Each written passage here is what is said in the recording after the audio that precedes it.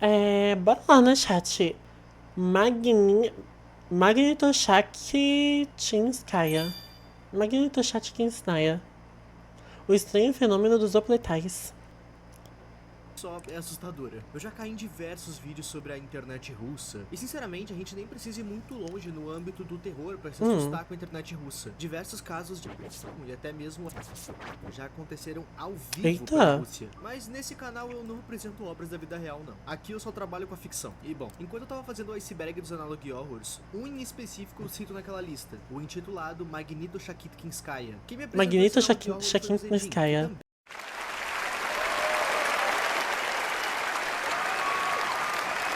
Fez vídeo sobre o tema. Inclusive, quando eu fazia a garimpagem pro iceberg dos Analog Horrors, eu realmente me interessei por esse aqui. Então, aqui estamos. Nesse vídeo a gente vai se aprofundar no condado de Magnitoshakinskaya. Tá ótimo falando pra mim, beleza. E você, já da Twitch? Tá pegando certinho? Eita.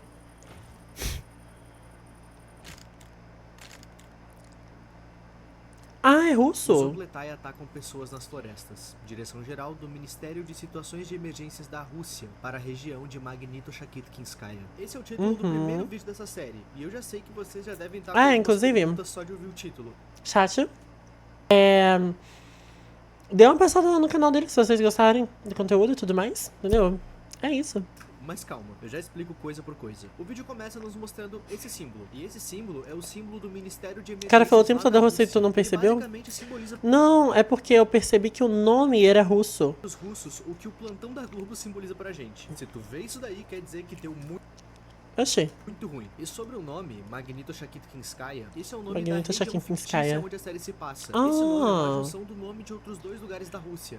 Teve que ter conta alt. E o nome Teve jeito não. Nossa, que tristeza. Seria região Kinsky. Ok, tirando isso do caminho, vamos pra história. O governo tá mandando um alerta na TV porque no momento que essa série se passa, a primavera tá chegando. E junto dela, o perigo de incêndios florestais e de alagamentos tá vindo também. Só que isso não é o maior perigo. Isso porque a primavera traz junto a temporada de caça, meus amigos. Esses são os Opletai. Pra evitar essas coisas, evita andar por florestas. Ou então regiões com muitas árvores no geral. Felizmente, a gente tem um guia do que fazer caso tu se encontre com um deles. Se um Opletai te pegar, ele vai tentar te espremer. Pelo fato de eles terem membros mais longos e também mais vértices, eles podem se enrolar em você quase como uma cobra. O principal a se fazer durante um ataque é se manter em pé. A primeira coisa que um Opletai vai tentar fazer é te derrubar. O único ponto fraco dessas coisas, é o pescoço. por algum motivo, é o pescoço delas. Então agarra o pescoço do Opletai que o mais forte que tu puder, literalmente esganando ele de volta. E se tu tiver sorte, ele vai te soltar. Uma vez solto, sai correndo o mais rápido possível pra longe das árvores. Como os Opletai têm membros muito longos e eles também são muito altos, eles vão acabar enroscado em meio às árvores. Então se tu for rápido o suficiente, ele não vai conseguir te alcançar. Detalhe que essas criaturas são baseadas em criaturas do folclore eslavo. No folclore original, os Opletai possuem apenas uma perna, um braço e metade do corpo num todo. Eles se escondem entre as árvores. Tipo uma cobra. O que os Opletai também fazem aqui em Magnitoshakinskaya. E se vocês acharam aleatório algo da mitologia eslava nesse Analog Horror,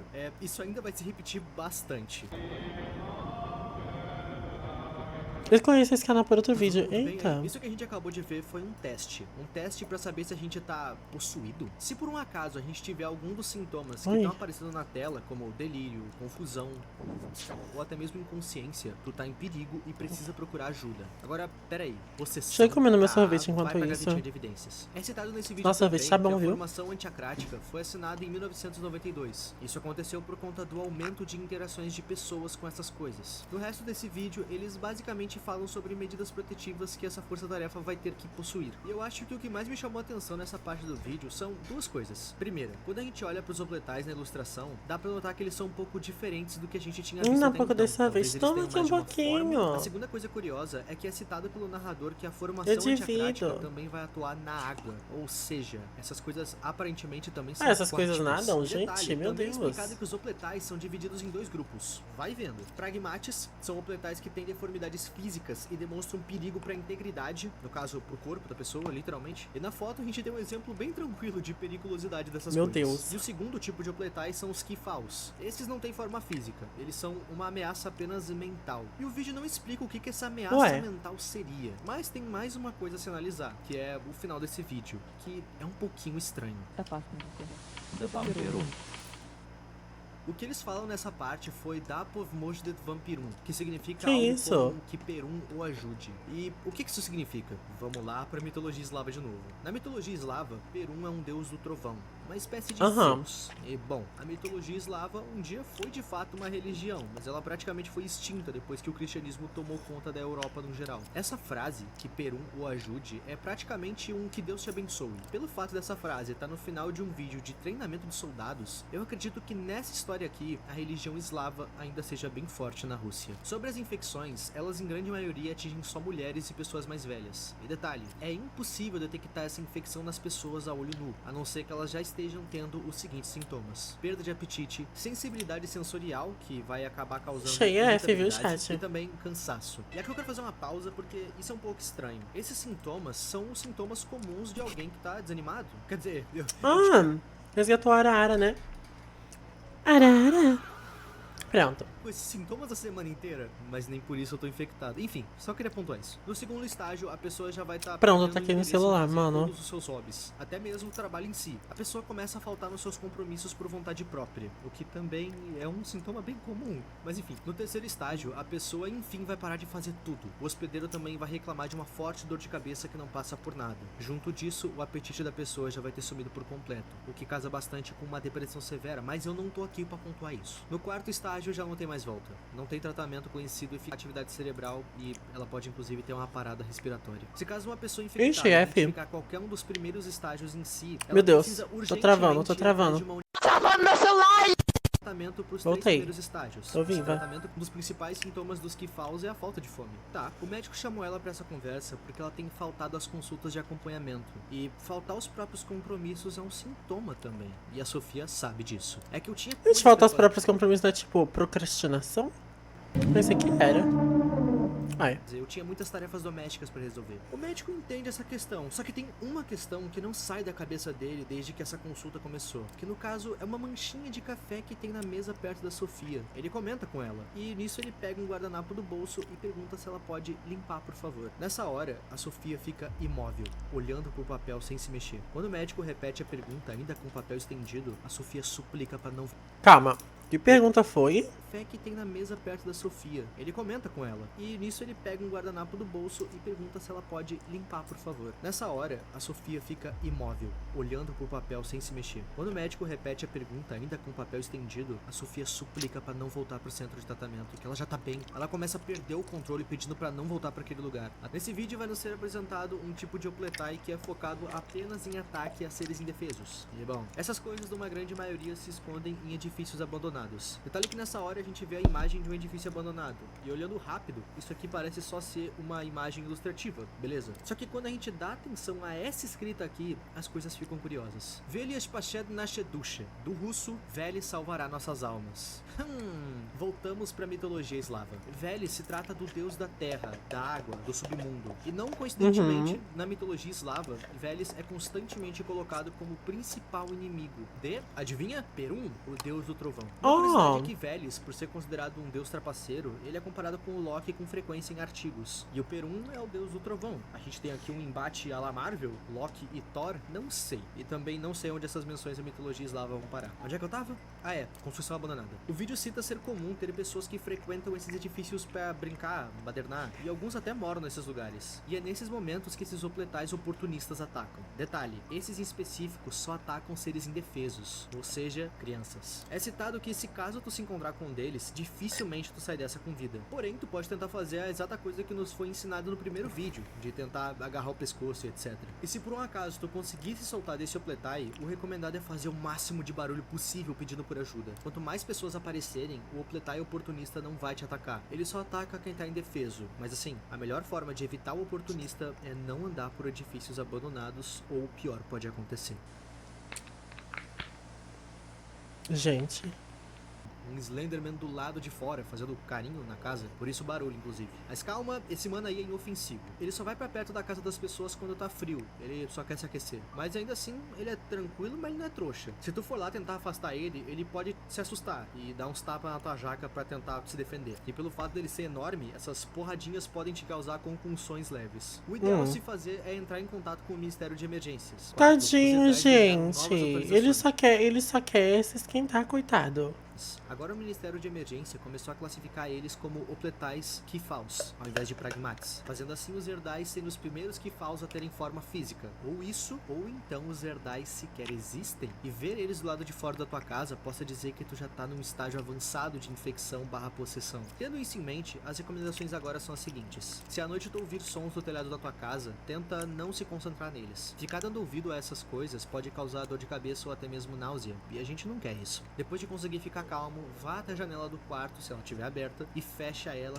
sem olhar pra fora. Tu não vai querer ver o que vai te encarar de volta. Feitas essas duas coisas, somente então você vai ligar pro Ministério de Emergências informando o seu endereço. Então, tu espera. E muito cuidado, não abre a porta, mesmo que o Ministério peça. Se eles pediram pra tu abrir a porta, então tu pode ter certeza que não são eles do lado de fora.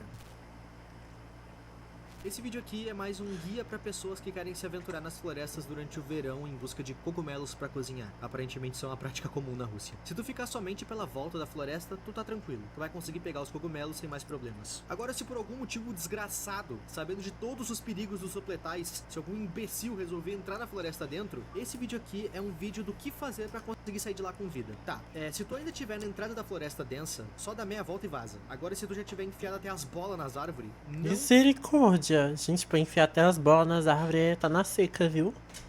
Tá muito na seca. Faz barulho e não dá bola pros barulhos à tua volta. Talvez tu escute gente pedindo ajuda, talvez tu escute até mesmo familiares ou amigos tentando falar contigo. Só ignora tudo. Se tu responder essas vozes, tu vai estar respondendo o mestre da floresta. É assim que o vídeo chama seja lá o que vive aqui. Agora, mesmo se tu fizer tudo isso e não conseguir achar uma saída, tu precisa tirar tua roupa, vestir ela do avesso, provavelmente pra potencializar o teu cheiro, e então ficar andando em círculos sobre uma árvore ressecada. Tá, pra que a gente precisa potencializar nosso cheiro? Simples, porque a gente quer atrair o tal mestre da floresta pra fora. A mão dele vai vir devagar até você. Nisso tu vai dar meia volta naquela mão pela árvore. Depois dessa volta feita, tu precisa sair andando calmamente das árvores. Dá um jeito de achar saída e ignora as vozes te chamando, porque elas vão te chamar, e vão chamar muito. Quando esse vídeo aqui acaba, um outro se inicia, dizendo que quando esse vídeo, ensinando a fugir da floresta, foi feito, as informações que se tinham sobre a natureza desse lugar e do mestre da floresta eram escassas, e que agora, como eles têm mais estudos sobre, eles veem o perigo que é, e a nova regra é: ninguém entra e nem sai das árvores. Segundo as minhas pesquisas, Velho é visto mais como o deus das trevas real. Ele é a praga, enquanto Chernobog é mais uma representação do que algo em si. Inclusive, em certos artigos, Chernobog e Velho são considerados a mesma coisa. Então, pelo bem entendimento desse vídeo, vamos seguir o raciocínio que Velho e Chernobog são a mesma coisa. E ao que dá a entender, vai acontecer um embate entre Perun, que provavelmente simboliza o Ministério, e Veles, que seriam os Opletai. Inclusive, Chernobog seria uma representação a mais de Veles. Pois bem, nesse vídeo nos foi introduzido quem mesmo? O Mestre da Floresta, não? Talvez Veles seja de fato a praga. Talvez seja ele que comande os Opletais. E o Mestre da Floresta seja o próprio Chernobog, uma das suas representações, um braço direito de Veles. Talvez essa coisa seja um de seus olhos. Ou tu vai me dizer que tu não notou que ele tem uma figura de um olho na sua mão. É, rapaz. Próximo vídeo. A Noite de Karatum. Karatum é outra criatura da mitologia eslava. Ele é comumente colocado como folclore e não como um deus. Karatum está sempre associado à morte, ao frio, à escuridão e principalmente ao encurtamento do dia. Por conta desses perigos, o governo concede à população um pequeno feriado do dia 20 ao 23. Antes dessas datas chegarem, as pessoas precisam tomar certas medidas. Como a ideia é não sair de casa para nada durante esse período, os moradores precisam bloquear as janelas e as portas. E também tem que fazer estoques de água, comida e lenha. E lembrem de tampar todas as janelas e qualquer fresta que tu tiver pra rua. Tu não quer só não sair, tu também não quer olhar pro que tá lá fora. Tu não quer ver ele nos olhos. E outra coisa, alguns dias antes do lockdown, pode ser que tu veja essas coisas por aí. Coisas que parecem com totens. O Analog Horror vai chamar essas coisas de ídolos. É estritamente proibido chegar perto dessas coisas. Ou então prestar ajuda a alguém se essas coisas estiverem na volta. O vídeo não explica por quê, mas ele bate muito nessa tecla. Como vocês já devem ter notado, essa série não segue um padrão. A gente não tá vendo uma história de início, meio e fim. A gente tá vendo as coisas que aconteciam por Magnitoshakinskaya, um local com problemas de opletais, criaturas originárias da mitologia eslava, deuses eslavos, folclore eslavo. E por que eu tô falando isso? Porque esse vídeo que a gente vai ver agora é o último da série, e ele não responde nada. Nesse vídeo a gente vai ver um grupo de geólogos de Moscou indo até uma vila de Magnitoshakinskaya pra escavar um minério que eles chamam de quartzo ferruginoso. Esse grupo que foi até essa vila era liderada por um cara chamado Mikhail Polyakov. Enfim, quando eles estavam escavando a região atrás do quartzo ferruginoso, eles acabaram fazendo uma outra descoberta. Aquela região de Magnitoshakitkynskaya tinha um grande depósito subterrâneo de artefatos antigos. E fora isso tudo, eles também encontraram um corpo fossilizado de alguém não identificado. Mas essa pessoa certamente era dona desses artefatos que as pessoas não deviam ter mexido.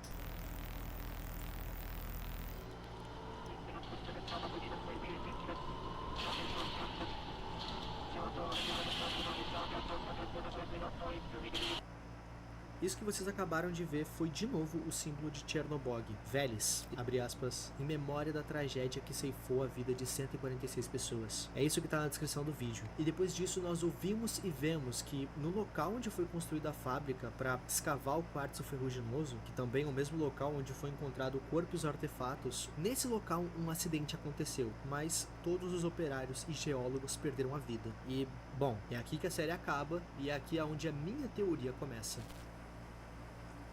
Preste atenção, Magnitoshakitkynskaya é uma história sobre uma cidade onde Velis descansava. Você já viu aqueles filmes onde um faraó é exumado e uma maldição cai sobre quem fez isso? Então, o local onde Velis escolheu para descansar com as suas riquezas foi no subsolo de Magnitoshakitkynskaya. O corpo encontrado era de Velis, e os artefatos também. Por conta disso, Velis mandou a sua praga Chernobog para a cidade. Esses são os tais opletais. É por isso que essa série não possui uma história de fato. É porque não tem final feliz, não tem heróis. A gente só acompanha os resultados que caíram sobre Magnitoshakitkynskaya após o povo de lá mexer no que não é deles, mas deixando claro que toda essa interpretação final é só uma teoria minha. Esse Analogy Horror não tem um desfecho. Na verdade, nem ficou claro se ele de fato tá abandonado ou não. O ponto é que a gente tá há 1 ano sem mais atualizações. Essa história foi recomendação do Zedin pro meu iceberg dos Analogy Horrors. E se vocês quiserem fazer a boa igual ele, manda uma ideia de vídeo aí. Eu tô aceitando e precisando bastante. E no mais, é isso, meus amigos. Se inscreve aí no canal, estamos com quase 2.100.000. Tá gostando do vídeo? Obrigado. Tá bom. E se puder, me segue no Insta. Eu queria muito atingir 1 milhão de seguidores lá e a gente já tá na metade do caminho. Dito tudo isso, até semana que vem, meus amigos. O meu nome é Ipe e tchau. Até mais.